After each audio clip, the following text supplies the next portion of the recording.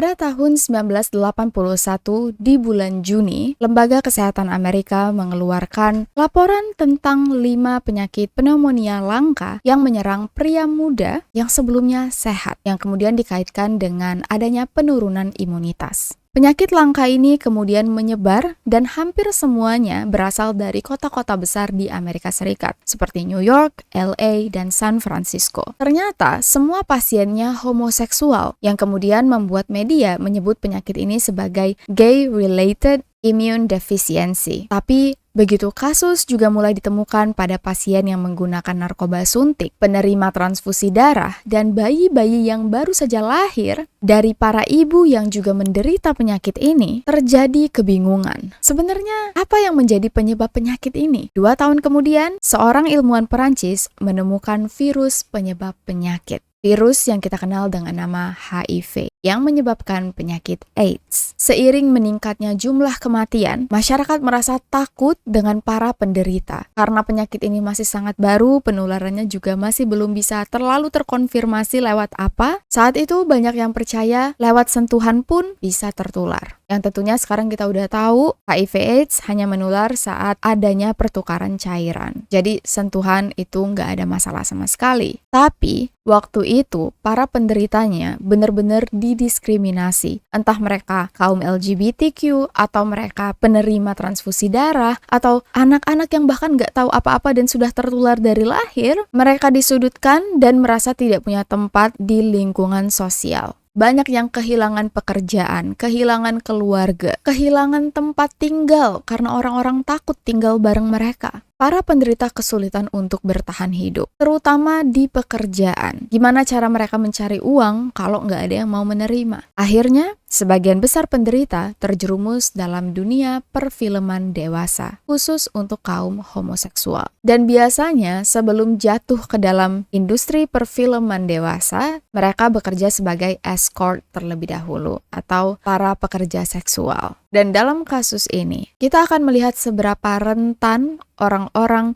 yang bekerja di industri yang bisa dibilang bekerja di bawah tanah. Perlindungan hukum terhadap para pekerja ilegal, apalagi yang sembunyi-sembunyi, resikonya memang tinggi karena mereka nggak pernah mau melibatkan hukum. Dan banyak juga yang merasa malu. Tapi seiring waktu, setelah penyakit HIV/AIDS sudah mulai dipelajari lebih lanjut, sudah bisa lebih dikontrol dan dihindari. Mulai banyak nama-nama pemain film-film dewasa homoseksual yang dikenal di kalangan mereka. Mulai dari para pemainnya sampai para produser film. Dan suatu hari di tahun 2007, di tengah-tengah salju, sebuah rumah di New Dallas, Pennsylvania, terbakar habis, gosong. Sebelum damkar sempat untuk memadamkan api, sebagian atapnya sudah roboh. Dan dari luar rumah, polisi sudah bisa melihat ada semacam tangki plastik yang meleleh yang membuat polisi yakin rumah ini sengaja dibakar. Dan di dalam rumah, pihak damkar dan polisi menemukan jenazah yang sudah hangus terbakar dan tidak bisa diidentifikasi lagi. Satu-satunya cara untuk mereka tahu siapa korban yang terbakar di dalam rumah ini adalah melalui dental record. Dan dari gigi, barulah polisi bisa mengidentifikasi, dan ternyata saat identitas korban ditemukan, ada banyak rahasia yang juga terkuak. Ini adalah kasus yang sempat dibuat menjadi film, dan juga ada bukunya, tapi aku nggak sempat baca buku ini. So, tanpa berlama-lama lagi, langsung aja kita masuk ke cerita. Inilah kasus Cobra Killer. Welcome to Ruang Gelap.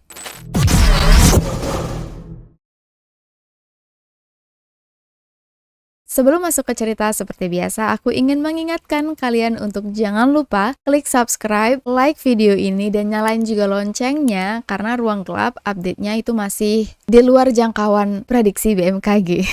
Tentunya aku mengucapkan terima kasih banyak untuk kalian yang sudah selalu setia untuk mensupport dan nungguin. Percayalah, aku sangat mengutamakan kualitas. Aku lebih baik nggak upload daripada aku upload tapi aku nggak tahu-tahu banget kasusnya. Jadi bukan berarti aku nggak peduli, bukan berarti aku tidak menghargai, tapi justru karena aku sangat menghargai waktu kalian. Aku nggak mau kalian nonton, nggak dapet apa-apa, nggak dapet informasi baru, nggak merasa puas. So, thank you so much dan langsung aja kita masuk ke cerita. Harlow Quadra yang berusia 20 tahun gak menyangka bahwa satu keisengan yang dia lakukan bisa mengubah hidupnya secara total. Waktu itu dia iseng online di forum chat Yahoo dan dia ketemu dengan pria yang bernama Joseph Caracas yang di video ini akan kita panggil Joe. Mereka berdua sama-sama tinggal di Virginia dan memutuskan untuk kencan pertama kalinya di salah satu mall yang ada di kota itu. Jujur, Harlow nggak tahu dia harus gimana, karena ini pertama kalinya dia ketemu dengan orang nggak dikenal dari internet, dan ini adalah kencan pertama dia. Waktu pertama kali bertemu Joe, Harlow merasa beruntung. Dia langsung ketemu dengan orang yang bisa dia jadikan panutan. Joe sudah 8 tahun lebih tua daripada dia, dan sudah lebih tahu gimana caranya hidup dengan kelainan seksual, gimana caranya hidup dengan komunitas homoseksual lain. Dan Harlow melihat Joe sebagai pemimpin.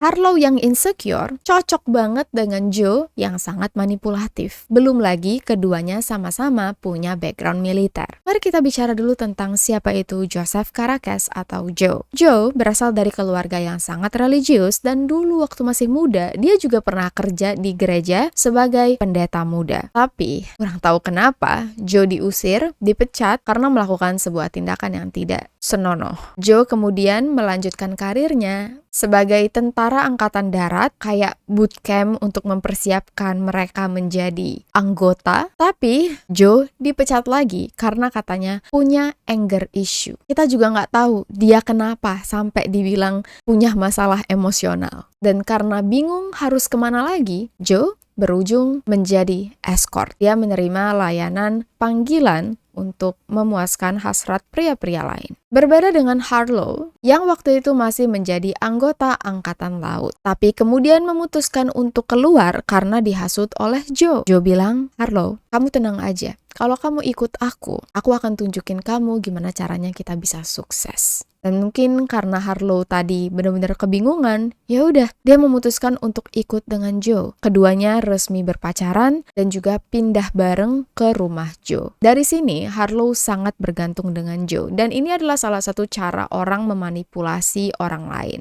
Biasanya para pelaku itu sengaja membuat korbannya bergantung dengan dia 100%. Mulai dari makan, tinggal, uang jajan, semuanya berasal dari Joe, dan Harlow cuman ngambil. Dan karena Harlow merasa dia bergantung, dia nggak berani untuk menolak apapun yang Joe minta. Termasuk waktu Joe tiba-tiba bilang ke Harlow, "Mau nggak kamu melayani pelanggan aku?" Harlow yang sama sekali belum pernah kerja sebagai escort sempat menolak. Dia takut. Tapi dia juga takut kehilangan Joe. Joe mendekati Harlow dan bilang, "Tenang aja, ini pelanggan aku dulunya atlet NFL. Dia cuma mau main sama kaki kamu aja. Cuman kaki kok." Jadi Harlow akhirnya setuju, tapi dari sini Joe mulai menyuruh Harlow untuk melayani tamu-tamu yang lain. Dan akhirnya kepalang basah, Harlow juga terjerumus dan secara resmi beneran jadi escort juga. Ini ya, awalnya coba-coba akhirnya terbawa arus. Joe punya rencana bisnis di otaknya. Karena sekarang dia sudah punya Harlow, mereka berdua sama-sama kerja keras di dunia escort dan keduanya punya karakteristik fisik yang berbeda. Joe lebih macho, sedangkan Harlow lebih muda. Joe tahu persis ada dua jenis pelanggan. Pelanggan yang pengen dilayani oleh pria macho dan pelanggan yang pengen dilayani oleh anak-anak di bawah umur.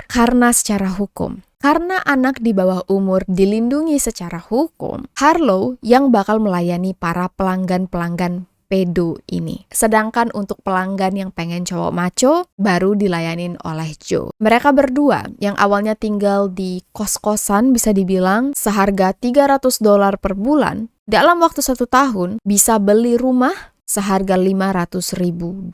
Rumah mewah di kawasan elit dan mereka pakai mobil mahal. Dua-duanya pakai jam tangan Rolex. Pakai anting-anting 24 karat. Mereka setiap malam makan di restoran. Semua tetangga ngira mereka berdua ini pasti orang-orang sukses. Gak ada yang tahu bahwa keduanya sebenarnya escort. Segitu banyak duit yang bisa mereka dapetin, terutama dari Harlow, karena pelanggan-pelanggannya yang pedo-pedo ini senang banget bisa berfantasi. Keduanya mengaku dalam 1 tahun mereka bisa menghasilkan uang sebanyak $1 juta. Mereka nggak cuma mempekerjakan diri mereka sendiri, tapi juga mulai merekrut para escort-escort lain untuk bekerja di bawah naungan mereka. Dan dengan gaya hidup yang tinggi ini, mereka juga butuh lebih banyak uang. Sehingga Joe punya ide, gimana kalau mereka juga ikut terjun ke bisnis perfilman dewasa. Mulai tuh mereka merekrut orang-orang yang menurut mereka cocok untuk main film, termasuk Harlow dan Joe sendiri. Film-film yang mereka buat itu resolusinya rendah dan emang ya produksi dari rumah aja. Mereka berharap banget dari film-film ini mereka bisa dapat uang yang jauh lebih banyak karena keduanya sudah mulai dikejar-kejar hutang. Meskipun pendapatan mereka tadi berapa? $1 juta per tahun, hutang mereka juga $1 juta. Entah gimana mereka bisa punya hutang sebanyak ini. Aku yakin pasti karena hidup mereka buji banget. Tapi ternyata setelah mendistribusikan film-film mereka, keuntungannya nggak seberapa. Joe dan Harlow muter otak. Gimana caranya biar film kita booming? Dan mereka dapat ide. Mungkin karena pemain film kita orang-orangnya belum terkenal. Kalau kita bisa mengajak aktor film dewasa yang sudah terkenal untuk main di film kita, pasti kita untung. Joe dan Harlow punya satu nama di benak mereka, Brent Corrigan.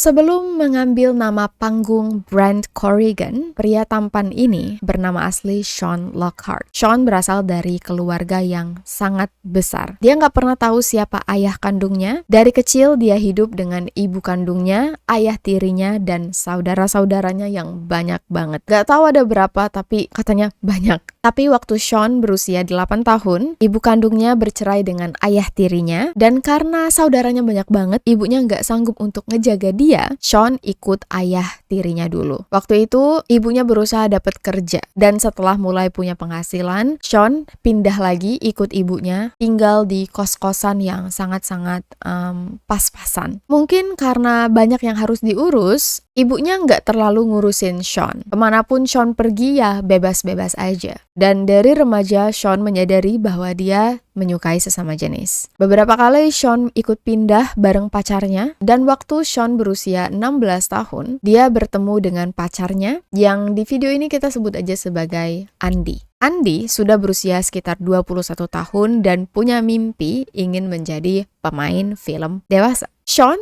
sama sekali nggak tertarik, dia nggak pernah ikut casting. Suatu malam, waktu Sean lagi nginep di rumah Andy lagi casting bareng salah satu produser film dewasa yang bernama Brian Cochise. Kondisinya, Sean tidur, Andy yang casting. Tapi setelah casting nih, kata Brian, "Maaf ya Andy, wajah kamu kurang anak-anak. Aku pengen cari yang kelihatan masih kecil. Jadi kayaknya kamu belum cocok." Andy sempat kecewa, tapi dia kemudian dapat ide. "Oh, kamu mau cari yang mukanya masih kayak anak kecil? Pacarku aja, mau nggak?" Andy langsung mengarahkan kameranya ke Sean yang lagi tidur.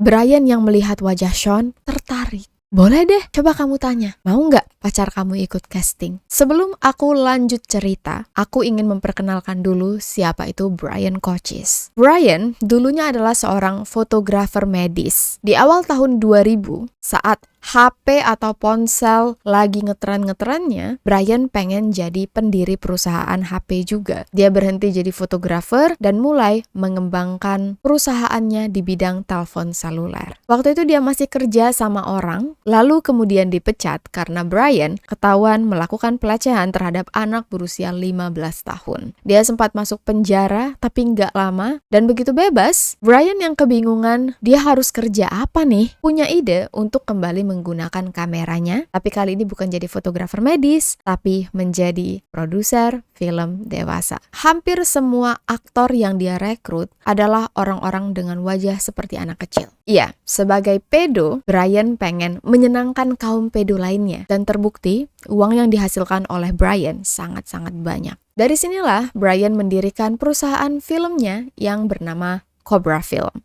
Waktu Brian melihat wajah Sean, Brian langsung terpesona. Dia jatuh cinta karena Sean emang ganteng. Sean yang mengetahui bahwa ada produser film yang tertarik, mulai menimbang-nimbang keputusannya. Mau nggak ya aku terjun ke dunia film dewasa? Mungkin karena Sean juga nggak punya figur orang tua yang mensupervisi dia secara ketat, Sean akhirnya nyoba-nyoba aja. Toh dia juga butuh uang. Dari casting pertama, Brian suka banget dengan Sean. Bukan cuma sebagai aktor, tapi dia juga jatuh cinta. Istilah casting couch sering banget kita dengar. Katanya banyak aktor yang harus melakukan beberapa hal dengan sutradara atau produser supaya bisa terpilih menjadi pemain film. Dan itu juga yang terjadi pada Sean. Meskipun dia sebenarnya diterima langsung, tapi dia juga harus melakukan beberapa hubungan seksual dengan Brian. Dan dari sini ada hubungan spesial antara Brian dan Sean. Tapi hubungan mereka ini jarak jauh. Brian tinggal di Pennsylvania, sedangkan Sean tinggal di San Diego. Tapi meskipun hubungan jarak jauh, Brian royal banget. Dia mendanai semua kebutuhan hidup Sean. Setiap bulannya dikasih duit jajan, dikasih hadiah, dikasih gaji, dan waktu ibunya Sean tahu apa pekerjaan anaknya, mereka sempat berantem. Sean keluar dari rumah dan mencari tempat tinggal baru. Sean sempat hampir tinggal di sebuah apartemen, tapi pemiliknya punya syarat. Kalau kamu mau tinggal di sini, kamu harus main sama aku. Sean gak mau. Gak tahu kenapa, intinya dia gak mau. Jadi dia pindah lagi, nanya ke teman-temannya ada gak orang yang lagi nyari roommate. Dan ternyata ada. Sean diperkenalkan dengan seorang pria bernama Grant Roy. Yang di video ini akan kita panggil Roy. Waktu itu, Roy sebenarnya sudah punya pacar. Tapi waktu dia bertemu dengan Sean dan mereka tinggal bareng, keduanya jatuh cinta. Roy memutuskan pacarnya dan kemudian pacaran secara resmi dengan Sean.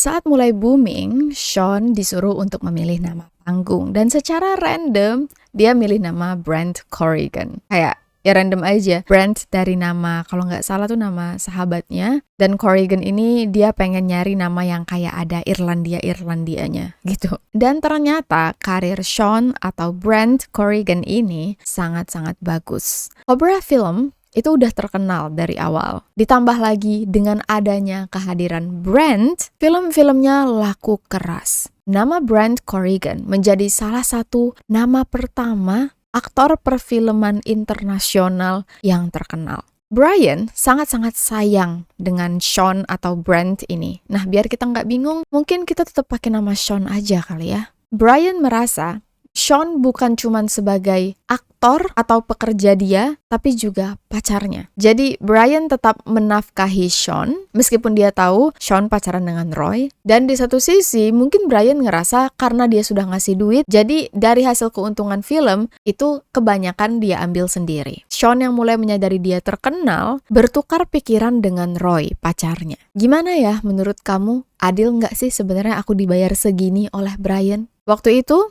Roy bekerja sebagai salah satu eksekutif di perusahaan dan karena sekarang dia mempelajari kehidupan dunia industri perfilman dewasa, Roy melihat peluang besar bahwa Sean bisa benar-benar jadi orang kaya. Roy bilang ke Sean, "Oke, gimana kalau kamu main lebih banyak film? Aku bakal berhenti dari pekerjaanku yang sekarang, aku bakal jadi manajer kamu. Kita seriusin nih karir kamu di dunia film." Sean dan Roy punya rencana sendiri. Mereka mulai pengen bekerja dengan rumah-rumah industri perfilman lain. Mulai tuh, Roy networking. Sebagai manajer, sekarang dia ngerasa ini tanggung jawab dia untuk mencari produser film lain yang mau mempekerjakan Sean sebagai aktor mereka. Di salah satu forum internet, Roy bertemu dengan Joe dan Harlow. Yang kita ketahui memang lagi mencari aktor terkenal untuk main di film mereka. Setelah tukar-tukaran pesan, Joe dan Harlow setuju banget. Meskipun waktu itu mereka banyak hutang, mereka rela bakal membayar berapapun yang diinginkan oleh Sean. Bahkan dalam satu film, di tahun 2007, mereka berani membayar Sean sebanyak $25.000 untuk satu film. Karena sudah dapat job baru, Sean ngomong ke Brian, "Aku mau main film juga ya di rumah produksi lain."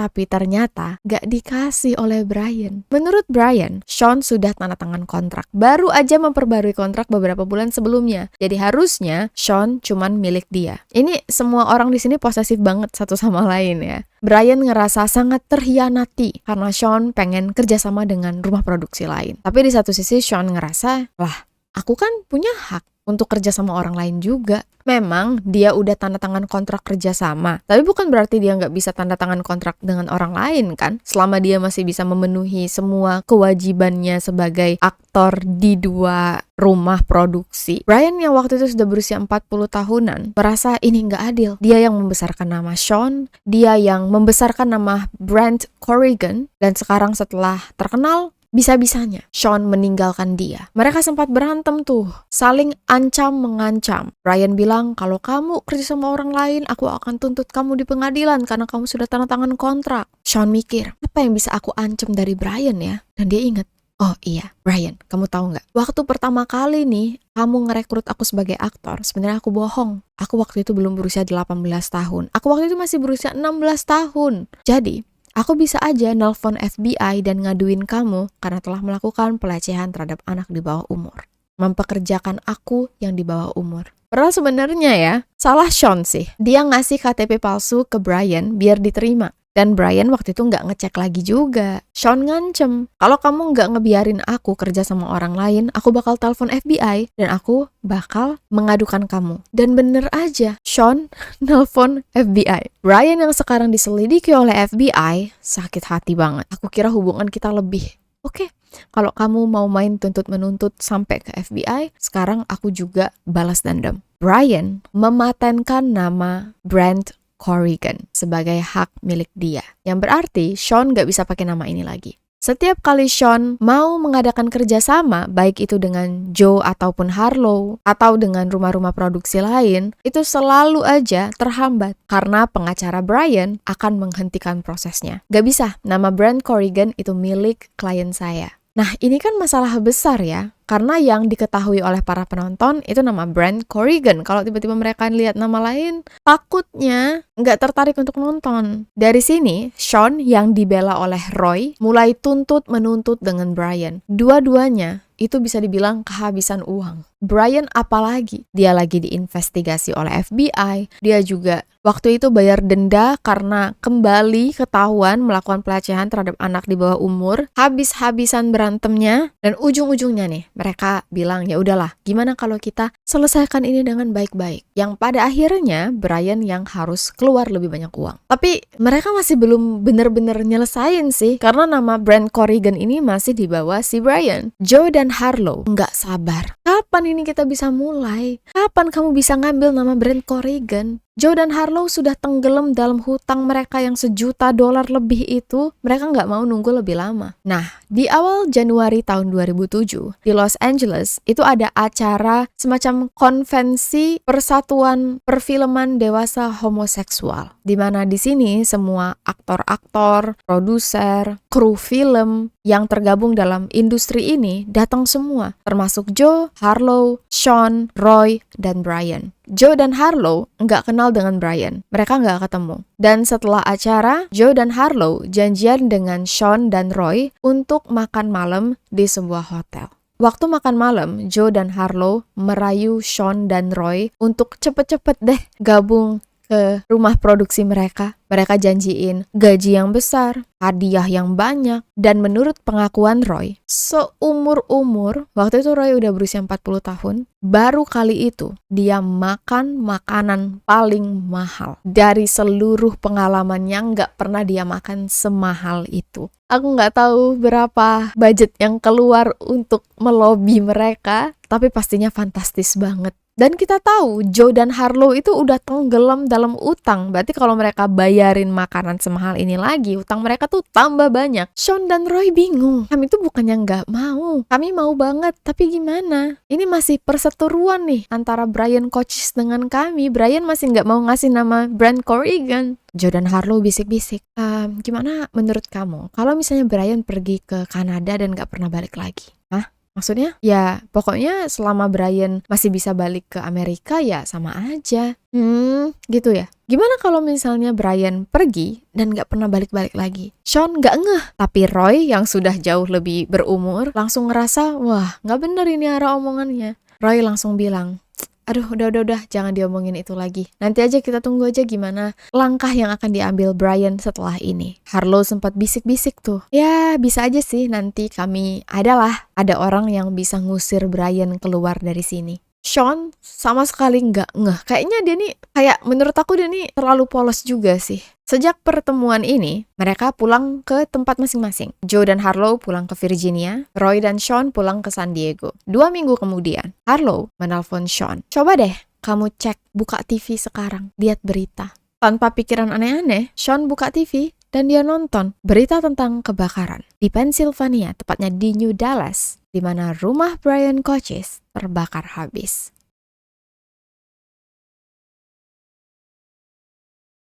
Tim forensik yang melakukan identifikasi terhadap jenazah Brian Cochise menemukan ada 28 luka tusukan di bagian dada Brian, dan kondisi kepala Brian hampir saja putus dari kepalanya. Para detektif yakin ada dendam kesumat di antara korban dan pelaku karena ini udah overkill. Mana satu rumah juga dibakar habis-habisan dan polisi nggak ketemu satupun bukti. Karena ya udah hangus semua. Di depan rumah Brian ditemukan semacam tangki plastik berisi minyak yang diduga polisi inilah asal sumber api. Polisi juga menemukan ada banyak uang, kalau nggak salah itu sebanyak $1.800 di dalam kabinet dapur Brian. Mereka juga menemukan banyak banget material-material tape recorder dan rumah itu sudah dalam keadaan kacau. Pelakunya mengambil jam Rolex, komputer, HP, semua barang elektronik milik Brian. Brian yang dikenal sebagai King Cobra, raja dari industri film dewasa, membuat polisi cukup yakin. Pasti ini ada hubungan dengan bisnis panas Brian. Dan nama yang pertama kali langsung menarik perhatian polisi adalah Brent Corrigan.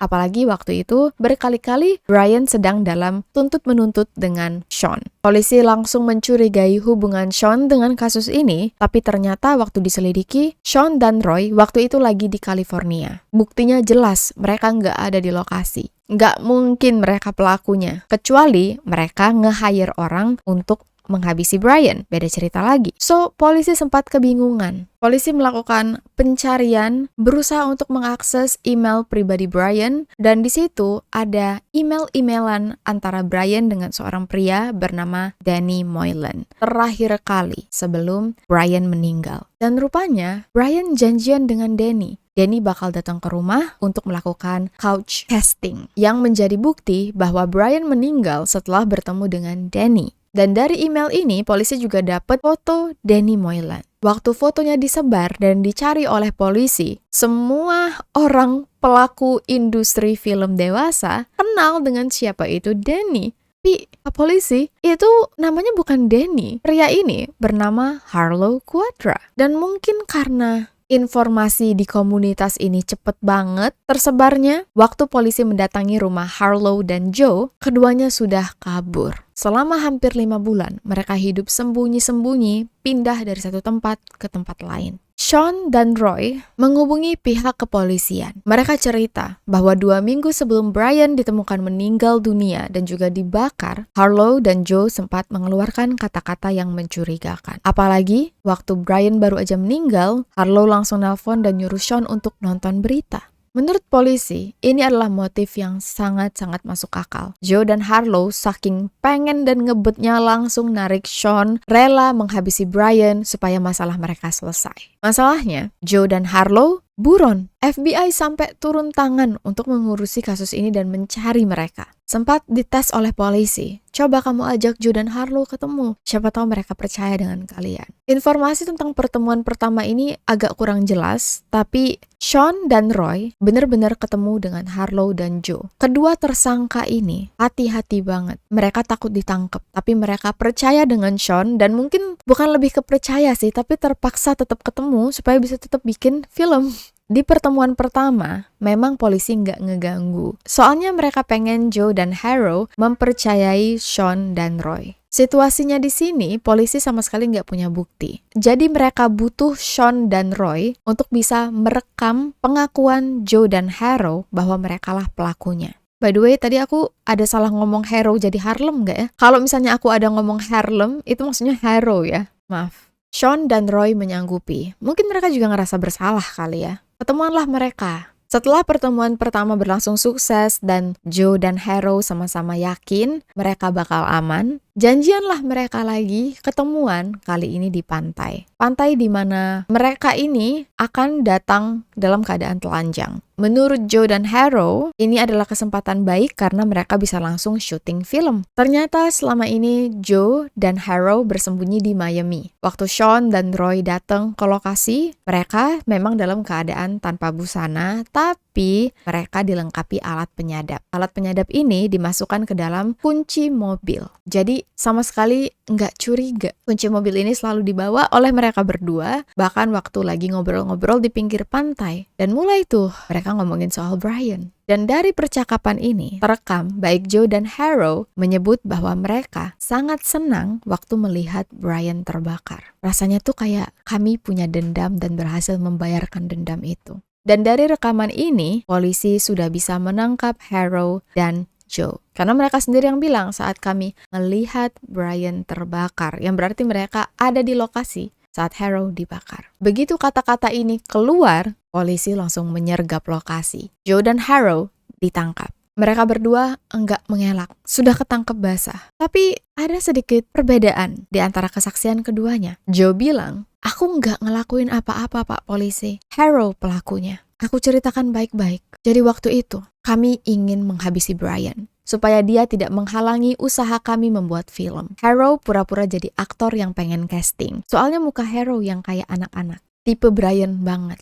Harrow pakai nama palsu Danny Motley. Mereka janjian dan aku nganterin Harrow ke rumah Brian. Aku nunggu di dalam mobil. Yang aku tahu intinya Harrow keluar dan bilang Brian sudah meninggal. Ayo kita bakar rumah ini. Jadi langsung aja kami bakar rumahnya. Mendengar hal ini, polisi nggak percaya. Masa iya Joe kamu nggak ngapa-ngapain? Tapi ternyata Harrow juga bilang, nggak polisi, memang aku pelakunya. Joe nggak bersalah. Waktu di pengadilan, Joe menyatakan dirinya tidak bersalah, tapi menjadi komplotan. Sedangkan Harrow awalnya mengaku dia bersalah, tapi kemudian menarik pernyataannya menjadi tidak bersalah juga. Harrow cerita ke pengacaranya bahwa selama ini dia bohong. Sebenarnya yang menghabisi Brian adalah Joe, bukan dia. Harrow cerita, waktu dia dan Brian lagi melakukan hubungan di atas sofa, Joe cemburu. Tiba-tiba Joe masuk begitu aja bawa pisau dan berusaha untuk memutus leher Brian. Dan karena marah dan cemburu, Joe menusuk Brian berkali-kali. Sebenarnya plan mereka nggak kayak gitu. Tapi memang mereka dari awal memang punya rencana untuk melakukan pembunuhan. Tapi bukan gitu plannya. Harrow sendiri kaget. Dan Harrow bilang ya Joe cemburu karena dia terlalu sayang sama aku. Dia posesif, dia nggak suka ngelihat aku pura-pura main dengan Brian. Habis itu mereka berdua langsung membakar rumah Brian. Dan itu yang sebenarnya kalau menurut Harrow. Tapi Joe bilang, enggak Pak Polisi, Harrow bohong. Jadi kita nggak tahu mana yang benar. Di pengadilan, juri juga tidak mempercayai pernyataan baru Harrow. Pada akhirnya, Joe tetap dinyatakan bersalah sebagai pendamping komplotan, dijatuhi hukuman seumur hidup dan tidak akan pernah bebas. Harrow juga dinyatakan bersalah sebagai pelaku dan dijatuhi hukuman seumur hidup dan juga tidak akan bisa bebas. Sebenarnya hukuman mereka ujung-ujungnya sama aja. Tapi sampai detik ini, dua-duanya mengaku tidak bersalah. Waktu program TV Dateline yang menceritakan tentang kasus true crime mewawancarai Joe dan Harrow yang sama-sama di balik jeruji penjara, mereka nanya, oke sebenarnya apa yang terjadi di hari itu?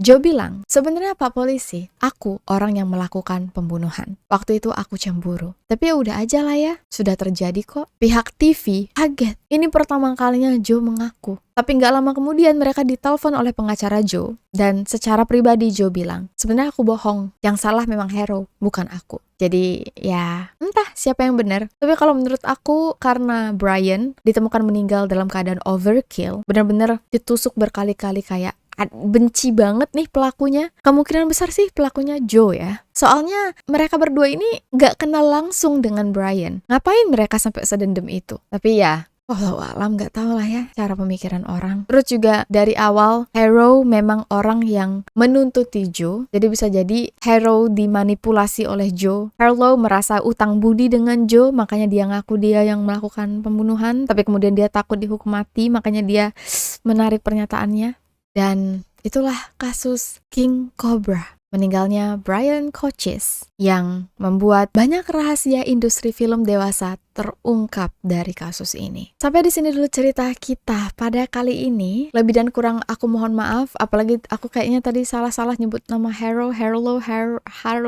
Maaf banget ya, ini brain fog. Aku harap kalian tetap memahami jalur kasusnya dan sampai jumpa di video selanjutnya. I'll see you guys very very soon in the next video. Please stay safe, take care, and stay alive.